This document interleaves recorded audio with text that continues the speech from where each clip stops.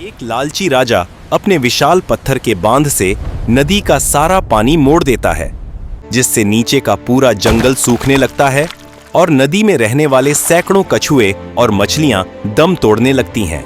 तभी नदी किनारे लकड़ियां बटोर रही एक बूढ़ी गाय अचानक रुक जाती है और उसे कुछ अनहोनी का आभास होता है। वह बेचैनी से नदी की ओर बढ़ती है।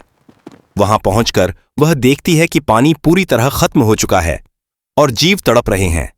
उसी क्षण गाय समझ जाती है कि इन्हें बचाने के लिए दैवी सहायता जरूरी है।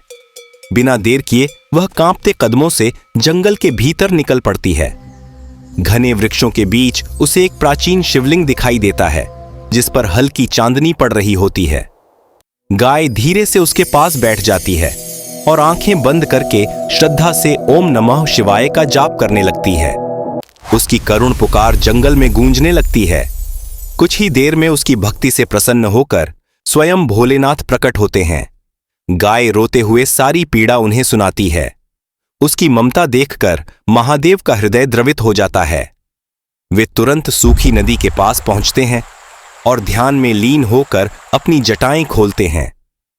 अगले ही पल गंगा की निर्मल धारा फिर से नदी में बहने लगती है। जंगल में जीवन लौट आता है। जीव खुशी से उछलने लगते हैं। लेकिन अफसोस, इस चमत्कार पर भी किसी ने वीडियो शेयर नहीं किया।